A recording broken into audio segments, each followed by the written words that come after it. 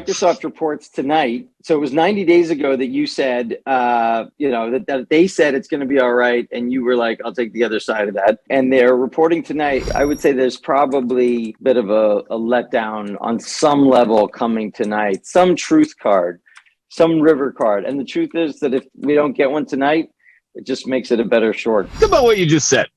Like in conjunction, if I just take the similar set that is you and two big secular curves of demand, and I take digital transformation, I take digital advertising between you and Friedman, they're both, the view remains the same. They're both doing something that they haven't done together ever. So what could possibly go wrong? I mean, we can't, there are countless people who run money that have no model on Microsoft, have no process, have no model on Google, have no process. They just own it because they're great companies. But all companies become great when the rate of change is positive on revenue and you have narratives as far as the eye can see, from digital transformation to hope.com. I mean, it's amazing that people are still standing there trying to pick a bottom in this. It started as a multiple problem, right? Like things were too expensive, comps were difficult.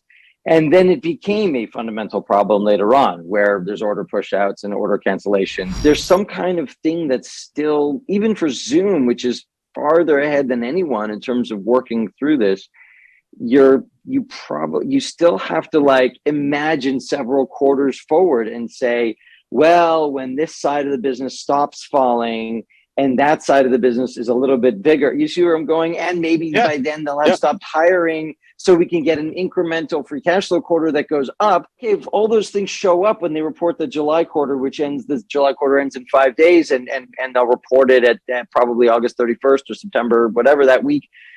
If they report all of that for July, great. I'm looking, I'm like, there's no reason to rush here, right? Like, there's just no reason to rush in. Because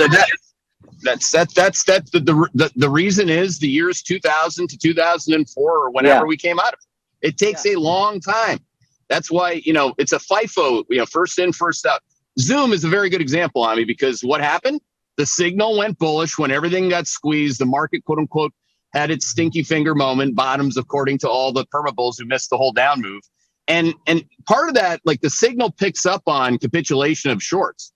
The signal doesn't pick up on sequential change in the business until you get closer to that reporting period. And that's exactly what Zoom just did. If you're right, by the way, Zoom is back to bearish trade and trend. It's not, and that's inclusive of the rally we just saw in tech and comps. So you're right. To have a bottoming process, you need to see at least 1 to 2 quarters from here, an acceleration coming in the top line for growth stocks. I mean, you said it was a multiple problem, right? You use those words, multiple problem. Well, I call it a bubble multiple problem.